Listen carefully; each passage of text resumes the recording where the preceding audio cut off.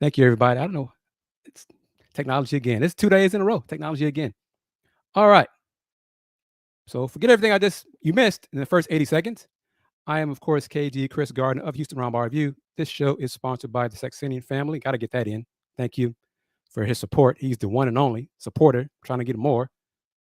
I need to clone him and have like 10 of him to support the Houston Roundball Review and the TAKEOVER, especially now that I've been approved to cover and attend the Big 12 men's and women's media days in Kansas City in a few weeks. And I've had folks bail on me. So that sucks. But you missed it because I was muted. I had hoped to bring you the Big 12 men's basketball conference schedule almost live here. But no, it's going to be announced at 1 o'clock today. So once this show ends, the Big 12 will release the men's basketball conference schedule. It has, however, released the women's conference schedule. And CA37 and Rex 32, tell your friends that I have my mic on again. It's working and I'm not muted. I'm going to put this up.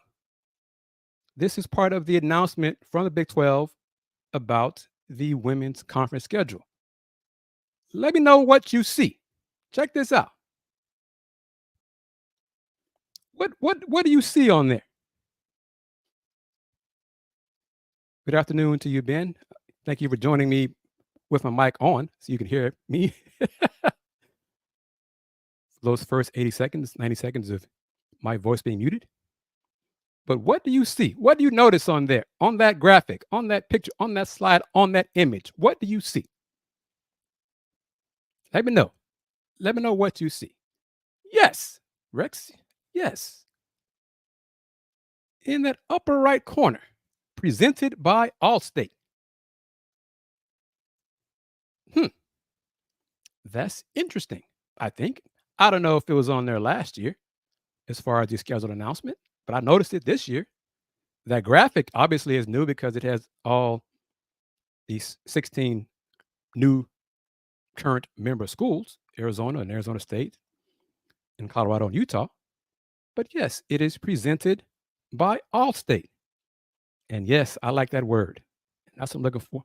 If Allstate, y'all know some folks, want to talk to me about advertising on this show and all my shows and my website, by all means, I am eager to work with you and help and have you help me because yeah.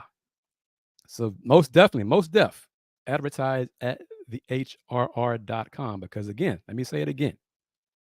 I've already been approved. The Roundball Review has been approved to cover the men's and women's basketball media days in Kansas City.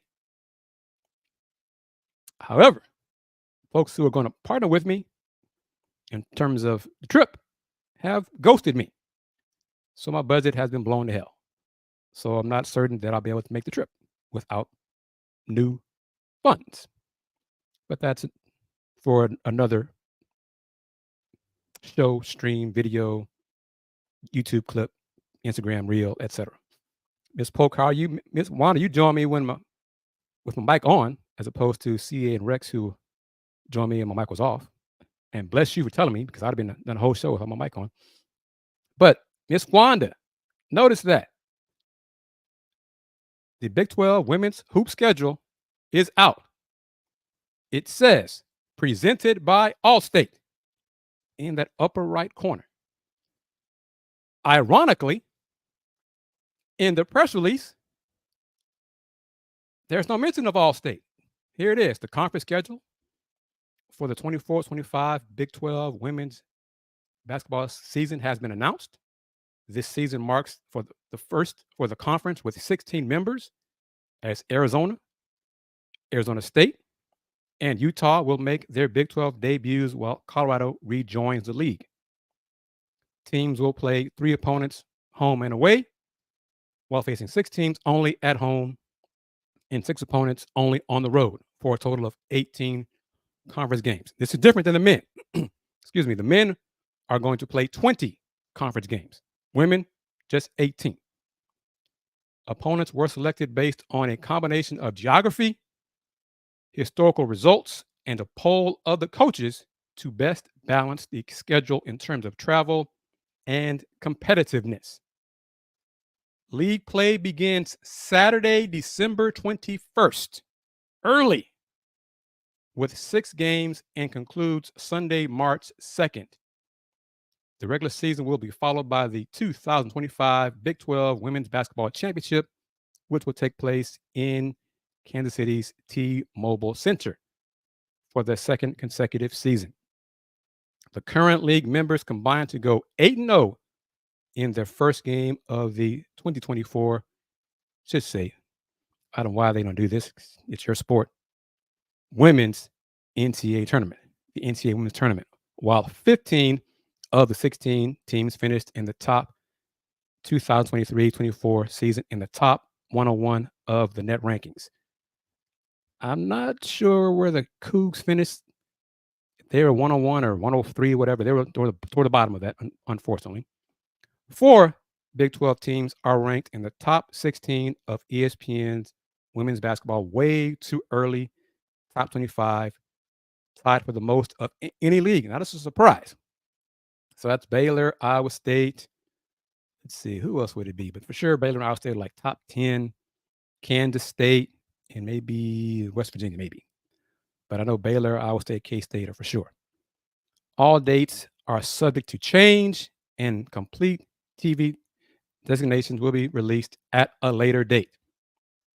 Miss Wanda, you'll be proud of me. I'm maintaining my professionalism by doing this. Oh, wrong one. Here we go. Here is the conference schedule for the Houston Cougars women's basketball team. It ain't easy, but road opener, conference opener in Lubbock at Texas Tech on December 22nd. Then their first Big 12 home game versus K-State on New Year's night, Wednesday. And then Arizona State, January 4th, at BYU, January 8th, at Utah, that should be 11th, January 11th. Home versus Oklahoma State on January 14th, at Baylor on a Friday. Why is that on a Friday? I'm guessing it's part of Big 12 women's hoops on TV, like Fox FS2. I'm hoping that's correct. Texas Tech, January 22nd at home. Home versus Kansas on the 25th. At Cincinnati on January 29th. At UCF, February 1st. Then home versus Baylor on Wednesday, February 5th. Home versus West Virginia on February 8th. At Colorado, February 15th. At Iowa State, February 19th. Home versus Arizona and head coach Adia Barnes, former Houston Comet, Adia Barnes. At TCU on February 26th. And then home versus UCF to wrap up the Big 12 conference play on Sunday, March 2nd. And as you see there, as noted, the 2025 Big 12, let's say Big 12 women's basketball tournament takes place March 5th through 10th at T-Mobile Center. So plan ahead, get your tickets ready and all that. Go support your Big 12 school, your alma mater, if you just want to see some good basketball. Be in KC March 5th through the 10th. And of course, the Big 12 men's tournament starts, I think, the next day. So that would be March 11th through that Saturday. So if you have the time and the funds, you can spend, 10 days in KC to watch some Big 12 hoops. Have at it. God bless. Go for it and do it. Make that happen. And as a reminder, in 48 minutes, 1 o'clock Central Time, the Big 12 will announce the men's basketball conference schedule, the 20-game men's basketball conference schedule for its 16 schools. And I am assuming, we shall see, but I'm assuming this image will also, the men's schedule when it comes out, will also feature presented by Allstate, the good hands folks. So seems like hints here and there. It's not official yet. The conference has not been renamed the All-State Conference or the All-State 12 or whatever, but little crumbs, little breadcrumbs, little trails being left there for us. So time will tell. We'll see soon enough. But next, I'm going to play this clip from head coach Kelvin Sampson. It's in vertical format because I'm also putting it on TikTok and Instagram Reel and other Reel formats where I get more views than others. Yeah, I noticed that too, Rex. Most of the schools joining that conference are state schools. Yeah. I want to talk about that too. Some strange. There will be lawyers involved in that. That's some stuff I don't understand. I'm not a lawyer. I'm not an attorney, but some stuff just doesn't make sense to me. Okay. If you are a loyal supporter, follower of the Houston Roundball Review, of this show, of the Takeover, you know for a while I was giving updates regarding the Players Era Festival, the COU's involvement in it, whether the COU's going to play Alabama on that first night, all of that. Sportico's Daniel Libet wrote an excellent article that was published earlier this week. Quotes from Coach Sampson regarding his involvement, regarding his concerns, about some things that were initially proposed regarding this inaugural Players Era Festival. Coach Sampson had a lot of say in it, making sure all the I's are dotted and the T's are crossed. So on the first day of practice, official practice, fall practice, whatever, it was September 25th. So yesterday, Wednesday. Hopefully I'll be at, a whole lot of practices I'll have content, posts, and all that kind of stuff. But my sole objective at the first practice was to ask Coach Sampson about the Players Era Festival. So that's what I did. As he does, he answered my question, and then he had a point to make.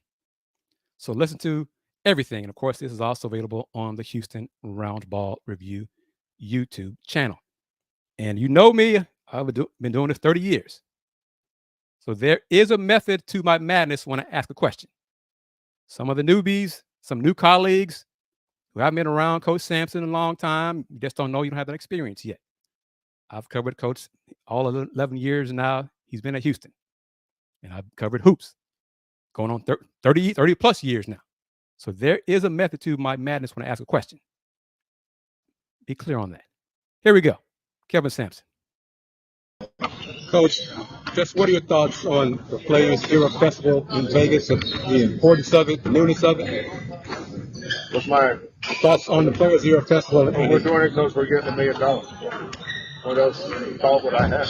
You had a big part in that taking place, or the layout and the logistics and everything about it? I had a big part in making the decision to do it.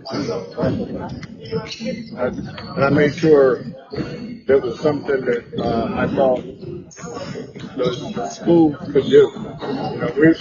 We don't operate independent of our legal counsel when it comes to contracts. Now, when you sign a contract, it's not between me and that guy. It's between the University of Houston.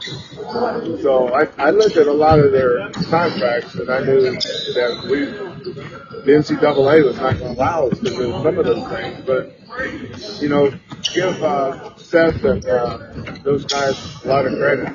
They did a lot of work to modify, adapt, adjust to all the schools. But we put a lot of time and effort there. But give $1 million. That this day and age,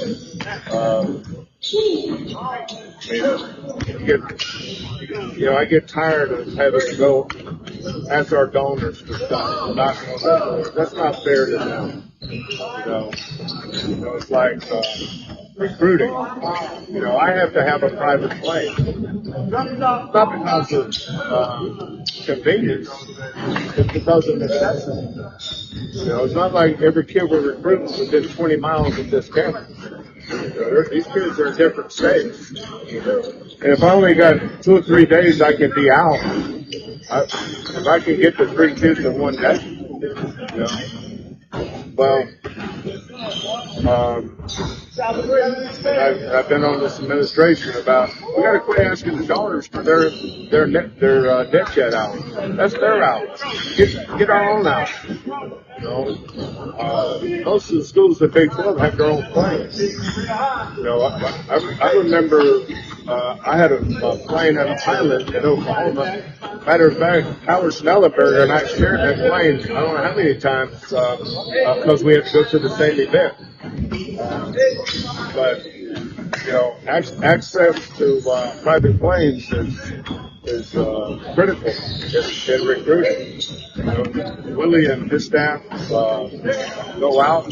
They're going to want Willie at 4 or 5 different places. Now, they're all within a 2-hour, 3-hour, or even Dallas. You drive, no problem. But I can't drive to Dallas and see a kid at 8 o'clock in the morning, drive back to Houston, see a kid at 3 o'clock, then go back to San Antonio and see a kid at 8. I don't have time for that. So we're having to learn how to be a Big 12 school.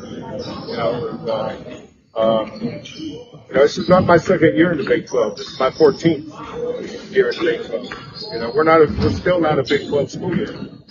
We're a long way away from being a Big 12 school. I'm talking everybody, not just the players. If we got Big 12 players, obviously, but that's about it.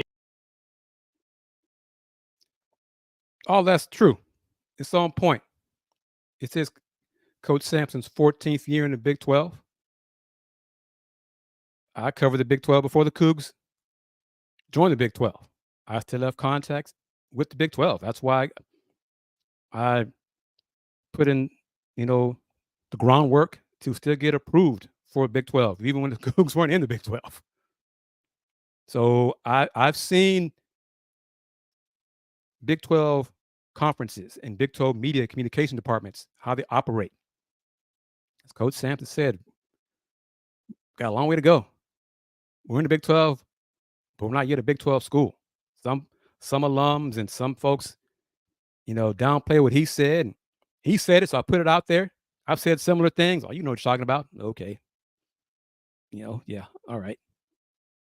I've experienced this. I've gone on the road out of pocket. Everything Houston Roundball Review has done, 95% of it is out of my pocket. Not advertised, out of my pocket. Can't do that much longer out of my pocket without help. But yeah, I've been to Waco and I've been to all these other cities and driven around. Heck, there was one year I drove. Listen to this. I drove to Oklahoma City for Media Day and back in the same day to cover Media Day in the same day because I could not afford to stay at a hotel. I drove up there 7 hours, attended, talked to the coaches, and drove back. So my dedication is unquestioned.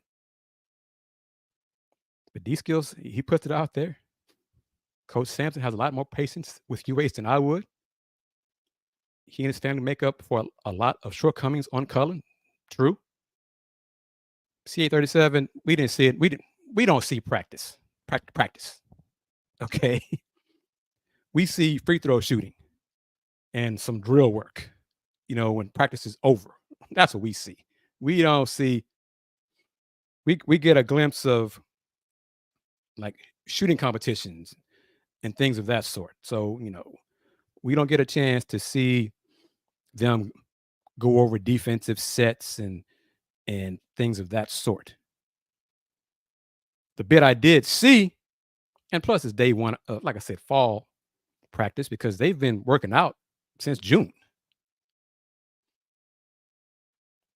Mercy Miller can shoot that ball. Man, young fella got a sweet stroke. He can shoot that basketball. Now, granted, it was just going around the world, as in the 3-point arc, and he, make 5 or 10 straight before he moved to the next spot on the arc. He did not take long move around the world. Okay, he was splashing threes, but that's end of practice. For all I know, he could have struggled, prior to what I saw him shoot. But his promise potential is there. But back to what Coach Sampson said regarding the private jet, the net jet hours account. It's not, he has to, from what I've been told, he has to make calls ahead of time to make sure it's understood he needs to be at spot X at a certain time. He has to clear it, basically, these skills, what I'm trying to say. He has to clear it, go through all these steps, procedures to make sure that it's on the books, on the docket. Okay, coach, we can take care of all these hoops. Whereas if D skills just come out of his pocket, that cool $250,000 annually, coach gets to do it on his own. Just fly, make the call. I need the plane. I need to be at spot X tomorrow 8. We're ready, coach. Pick you up at whatever. See you there. $250,000 annually is roughly what he needs annually. Listen to what I said. To me, that's a hell of a lot of money. Hell of a lot. But $250,000. Every Big 12 school, especially the ones who have been in the Big 12 for years, or case of Arizona and Arizona State, been in the Pac-12 for years, Utah as well, been on the power conference level. So they have that power conference money, but they also think and act like a power conference school. D-Skills says it here.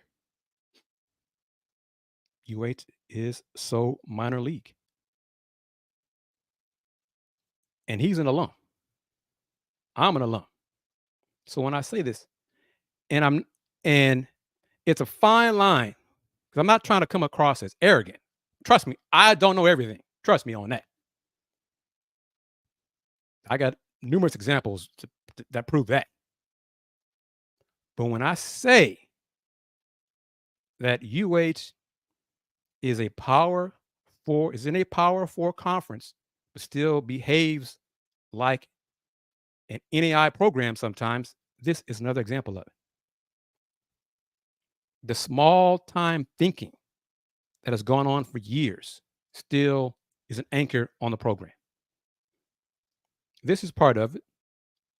Still waiting on the full share, Big 12 shares. But the mentality, going back to customer service is not expensive, should not be expensive. It does not cost a lot to treat your customers well and with respect. Miss Wanda, if she still watches, she can give examples of how she has not been treated well as a customer. You don't need a lot of money to do that. You don't need a lot of money to put on a good presentation when you are joining the Big 12. You don't need a lot of money to have a legit toast on social media. The thinking has been slow and backwards and antiquated. That's why, I'm proud to work with Andy Yanez and Dayon, but saluting Andy for meeting a demand in the Les Rage Cougs post-game show. We were just kicking around talking about it, and he's like, there's not a post-game show in town for college sports for Houston. So he took it upon himself to make Les Rage Cougs what it is. and he's worked his butt off to help it grow. We could do a whole lot more, but we've done a lot with less. We like to do a lot with a lot. UH for years has done less with a lot more than some of the other schools in town. That's not the way to behave as a power program in big time athletics. This this is big boy sports. You need to act like it, work like it, think like it. Kelvin Sampson, he won't be around forever, but he's trying to do his part to bring UH to power conference athletics because, like he said, this is his 14th year in the Big 12. So he's used to things being a certain way on a power conference level. So he knows what he's talking about. But I have a bone to pick with the Big 12 overall because let's see here. There's the conference schedule. Here. I'm going to come back to that. Here we go. Big 12 Conference launches Big 12 Studios, league's first ever 24/7 FAST channel in partnership with Raycom Sports. This was announced last Thursday. I first discussed it on Sunday, the 22nd, on the Folks Talking Sports live stream show with my colleague, Willie Gibson. I did not know Raycom Sports still existed until this announcement. 45 years. I grew up with them, Big 8 days, all that kind of stuff. And Saturdays, I thought they were just gone. When ESPN took over the conference deal and stuff, out of sight, out of mind. But anyway, the Big 12 Conference and Raycom Sports launched Big 12 Studios, a new programming and content venture designed to expand and enhance the league's storytelling efforts. Big 12 Studios will create and deliver original programming and content to fans as a FAST, and FAST stands for free ad-supported television, FAST channel across multiple major platforms, including planned launches on leading platforms early this fall. Fall is officially here, right, D-Skills? Right, Rex? Right, CA37? Fall is here, right? That will be announced soon. Fall. Their platform that shows will be announced soon. As well as major VOD platforms such as YouTube, video on demand platforms such as YouTube. Select programming from Big 12 Studios will also air across local TV stations throughout multiple Big 12 conference markets, which include Gray Media's Arizona's Family Sports Network in Phoenix and Tucson, blah, blah, blah, blah. No Houston. But D-Skill said it. This is my point. This should have been ready for football season. Exactly. Because next part of this, Big 12 Studios will feature a variety of programming such as in-game footage, highlights from recent contests, replays of historic Big 12 conference showdowns, and in-depth expert analysis. Original content will include profiles of current and former Big 12 conference student assets, highlighting their stories on and off the field. Big 12 Studios will also feature a weekly show inside the Big 12, which will be distributed on air in addition to the FAST channel and VOD platforms such as YouTube, hosted by Pete Souza and Madison Hawk. This weekly show kicks off this fall, focusing on showcasing the upcoming weekend's full slate of Big 12 football games. Pause right there. this Saturday is about to be week 5, right? The football, right? Week 5 in the college football season is coming up. Cougs host Iowa State. This weekly preview show kicks off this fall, focusing on showcasing the upcoming weekend's full slate of Big 12 football games.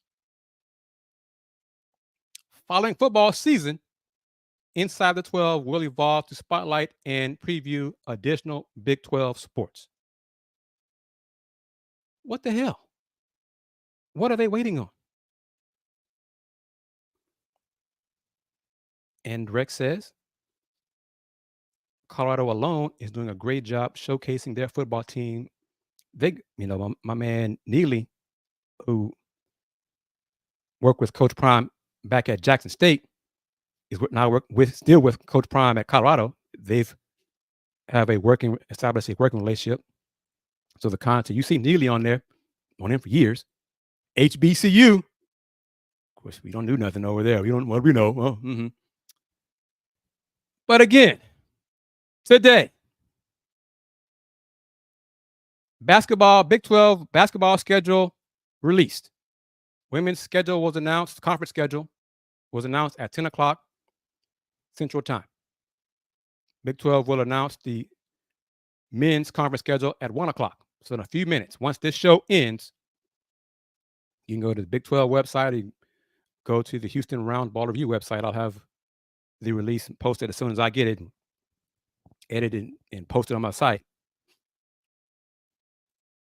Why isn't that on? Why isn't the schedule announcement on Big 12 Now on ESPN Plus? Why isn't it on the Big 12's 24/7 Fast channel? Why isn't it part of, hey, Kris, you want to do something with the conference? Help us announce the schedule? Hell yeah. If Big 12 men's basketball, the best conference in men's basketball, where's the content? Where is the attention for the best conference in men's basketball? What are y'all doing? Yeah, we all know there is not a Big 12 linear network. We know that. But there's enough content now, enough platforms now for you to get this done. If basketball is such a big thing for the commissioner, he wants to make it a big thing, growing thing, and split it off from football in the next media rights deal. Well, shouldn't you start doing that? Providing content, promoting your best conference in men's basketball?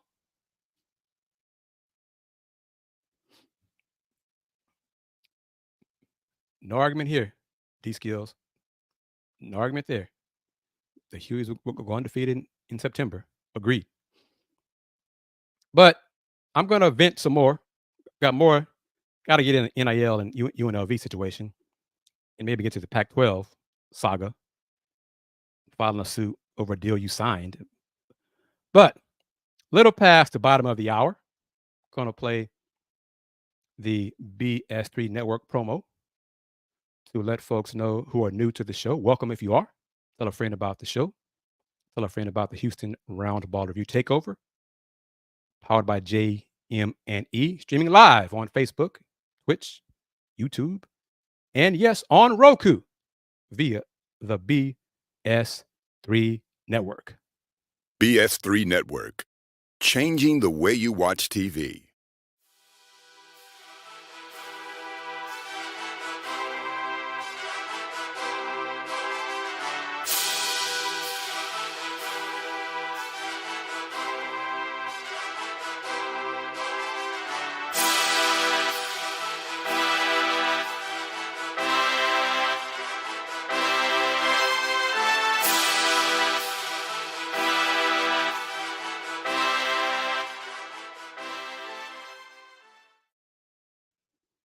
Welcome back to this edition of the Houston Roundball Review Takeover, sponsored by the Saxenian family. powered by JM&E, streaming live on Facebook, Twitch, FireTV, YouTube, of course, but most importantly, on Roku via the BS3 network. If you have a Roku streaming device, just download BS3 TV. If not, you can go to bs3network.com or bs3tvlive.com. There are on-demand Houston Roundball review shows on demand via the BS3 app on Roku. We're minutes away from the Big 12 announcing the conference schedule for its men's basketball season for 2024-25 season. The 20-game conference schedule for men's basketball will be announced at 1 o'clock. Rex 32 asks, how was the Rockets training facility? It is very impressive. Very, very impressive. A lot of bells and whistles. 75,000 square feet. I think it's 3 times larger than the facility over in downtown Toyota Center. The weight room, the 2 basketball courts, the locker room, the offices. It's really impressive. So salute to Tillman and his family for getting it done, and the people who contributed the time and the design and the funds to make it happen. And we'll see if it proves beneficial for the players. Media Day is September 30th. We didn't get a chance to ask the players about the facility on the tour on Tuesday, but hopefully we get to ask them their thoughts on it at Media Day this coming this coming Monday, 30th. But training camp starts on Tuesday, October 1st, and it will be at the new training center rather than out of town. So we'll get a chance to go to the practices a few times when I'm not somewhere else, when I'm not trying to get new advertisers and sponsors or working in an office setting or a job or something like that. But all that, very impressive, and salute to the Rockets for getting that done. And I'll just leave it at that. That's some things I probably can't talk about without the risk of losing my credential. But okay, talked about Big 12 and its partnership with Raycom on its 24/7 FAST channel, which is supposed to be launched soon this fall with new content. Well, hell, fall is here, and football season, and just all kinds of fail, but whatever. Okay. CBS Sports and the Big 12 Conference have expanded their partnership by significantly increasing the number of Big 12 men's college basketball games across the network's platforms. The multi-year deal, which runs through the 26-27 season, is through a sub-license agreement with ESPN. As part of its extensive regular season schedule, CBS Sports already broadcasts a minimum of 6 Big 12 men's college basketball games annually on CBS, with those games streaming live on Paramount Plus. This new agreement adds 20 games per year to air on CBS Sports Network to bring the total number of Big 12 men's basketball games to at least 26 per season across CBS Sports platforms. So that is a nice touch. So good on that. Still missing the boat about not having a show announcing the schedule. But anyway, I digress.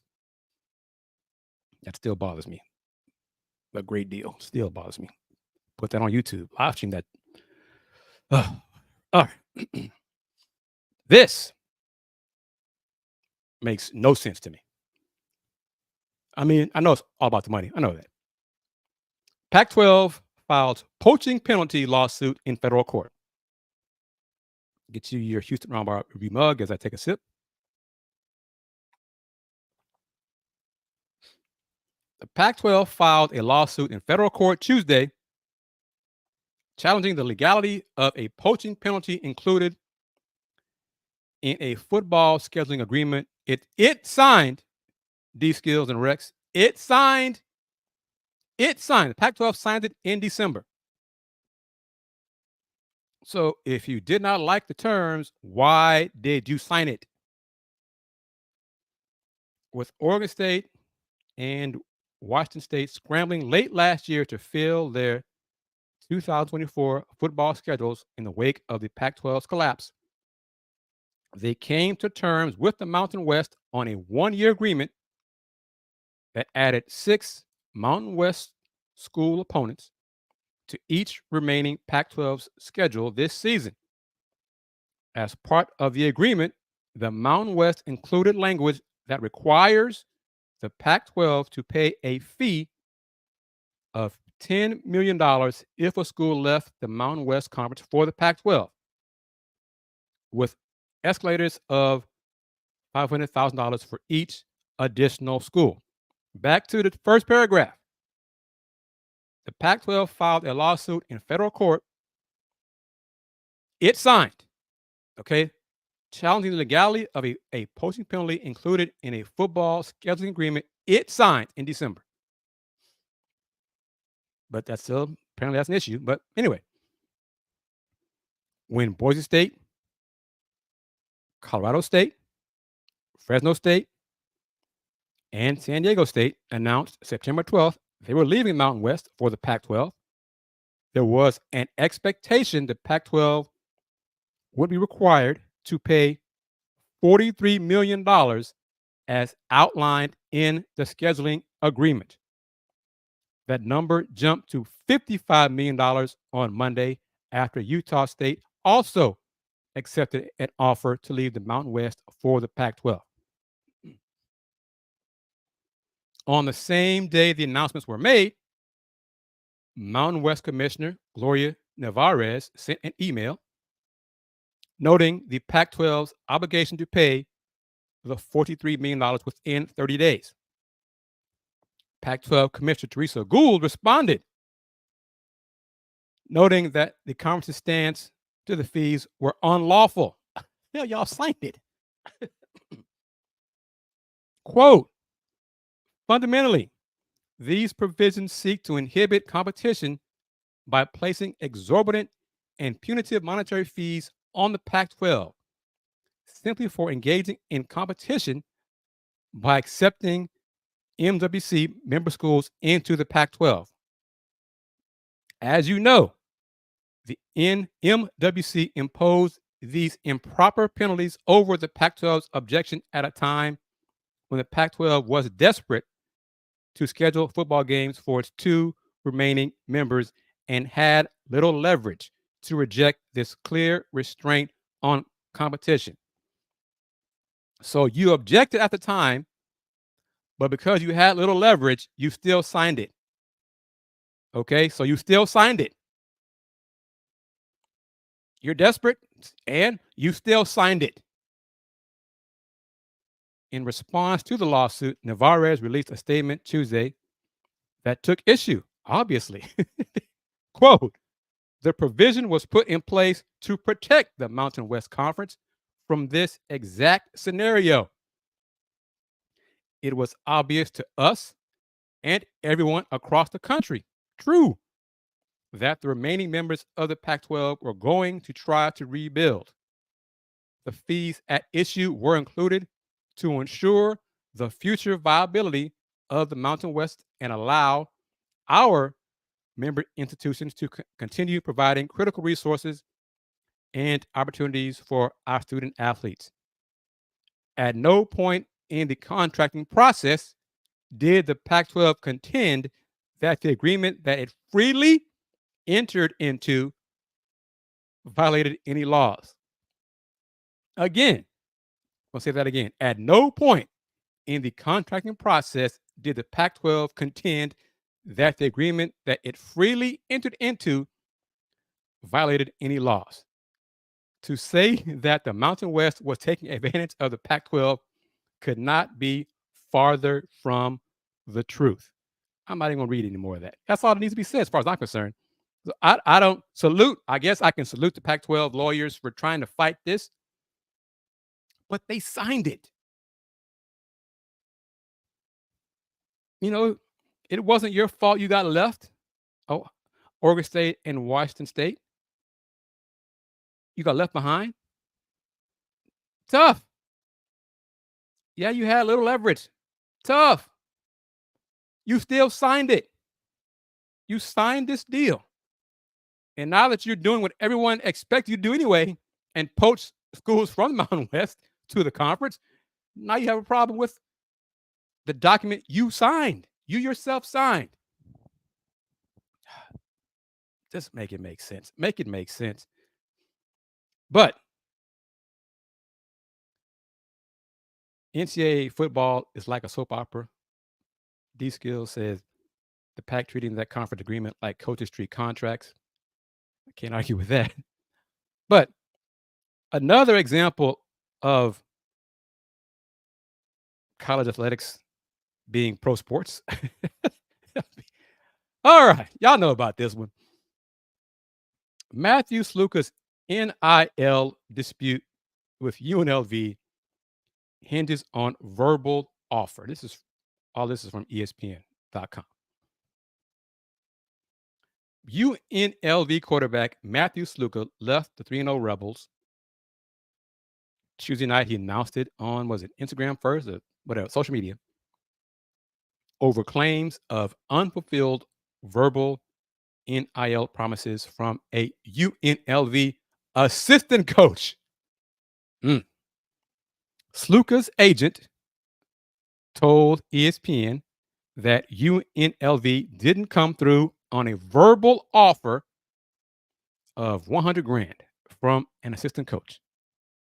The quarterback's father told ESPN that head coach Barry Odom later said in a phone conversation the offer wasn't valid because it did not come from him, but rather from the OC Brennan Marion, who obviously declined to comment to ESPN. And as Rex says right here, verbal offer is the key word. But there is some wiggle room here. UNLV said Wednesday in a statement that Sluka's, quote, representative made financial demands upon the university and its NIL collective in order to continue playing, end quote. More of the statement. UNLV Athletics interpreted these demands as a violation of the NCAA pay-for-play rules, as well as Nevada state law. UNLV does not engage in such activity, nor does it respond to implied threats. UNLV has honored all previously agreed upon scholarships for Matthew Sluka. UNLV has conducted its due diligence and will continue to operate its programs within the framework of NCAA rules and regulations, as well as Nevada state laws, end quote.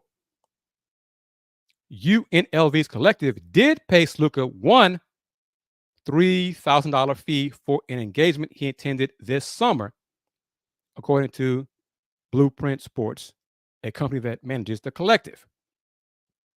Person Rob Sign said Sluka's agents first made contact with the collective in late August to discuss future opportunities to work together. Sign said he was not aware of any promises to pay Sluka the $100,000, and that Sluka had not contacted the collective about missing payments as far as he knew. The Friends of UNLV collective reiterated in a statement that there were, quote, no formal NIL offers made during Mr. Sluka's recruitment process, end quote, and that the collective did not, quote, agree to any NIL offers while he was part of the team, aside from a completed community engagement event over the summer. Here you go, Rex. Because the OC's offer to Sluka was verbal and never formalized, there are varying versions of what happened. Sources told ESPN that Sluka approached head coach Barry Odom about the money in recent days, and he practiced with the team, but he did not practice on Tuesday. The only formal offer from the school, according to the agent, was one of $3,000 a month for 4 months. The only money Sluka has received from UNLV, per the agent, was $3,000 for moving expenses. The tension point appears to center on the verbal offer. Though reports emerged from UNLV about Sluka asking for more money, Sluka insists all he was asking for is what the program verbally promised, with no contract required up front because of the vagaries of NIL rules and third parties technically in charge of giving athletes the deals. The ambiguity over the validity of verbal offers hangs over the enterprise of college athletics. So that is it. According to Sluka's father and his agent, at no time did Sluka ask for an adjustment to the initial deal that was promised. When Sluka reported to UNLV in the summer, he was told the money would be distributed on a payment plan. He was later told that payment would come after he enrolled in school and began classes, according to his father. The school and collective did formally offer $3,000 per month for 4 months, according to the agent, which was obviously $88,000 less than what Sluka and Cromartie were told verbally last winter. It's a mess. It is a big mess. But verbal offer is the key. Nothing was signed regarding the $100,000. And some folks question whether that $100,000 could have even been signed, because if it was signed, it could have been in violation of NCAA rules regarding pay for play, which may be going away soon once the House settlement is reached. But this bingo, young man coming from Holy Cross, is not a great, well, he has not, his passing numbers aren't great this year. He's a better runner this year than he was past. I think his passing numbers, like, he has a 43% completion rate. But hey, he and his family clearly, well, no, let me not say that. Many assume that because he did not get the $100,000, his agent probably went around and found someone, some team, some program, some collective, saying, yeah, we'll take care of that. We can match that. Heck, we can beat that offer. But he's got to get in the portal first. Well, so once he enters the portal, don't be shocked whenever that is. Whenever the portal window opens, with that December, and he does the whatever the terminology regarding the portal, closed, not accepting offers, that means you already have an offer for somebody else. You already have your destination already figured out. He'll land somewhere else. But yes, he looked great against the Cougs. All right, final moments of this edition of The Takeover, sponsored by the Saxenian family. Cougs, Iowa State. Last I saw, Iowa State was favored by 14. These skills, will Iowa State cover that 14? Rex, will Iowa State cover that 14? Will the Cougs score 14 points? What say you in these closing moments of this edition of the Houston Roundball Review Takeover, sponsored by the Saxenian family, powered by JM&E, streaming live on Facebook, Twitch, FireTV, YouTube, and of course on Roku via the BS3 network. Game 6 o'clock start this Saturday. Cougs hosting Iowa State on FS1. Iowa State favored by 14. Rex just says, I need the Cougs to score a touchdown. Well, we'll see. At least score some points. I think the Cougs will have a new field goal kicker. Iowa State will cover as UH bounces between QBs. Yeah, that's an issue as well. But regardless, Iowa State fans, come to the stadium. You might have your choice of plenty of spots. If the Coug fans won't be there, you can be there. Spend your money. Support your Cyclones. Show UH how it's done. But anyway, my apologies for the muted sound in the first 90 seconds of today's show. Thank you. Thankfully, I have loyal viewers who let me know that I was muted because I had no idea. But as always, thank you to the Saxenian family for their support and sponsoring this show. Got a few more weeks of that sponsorship.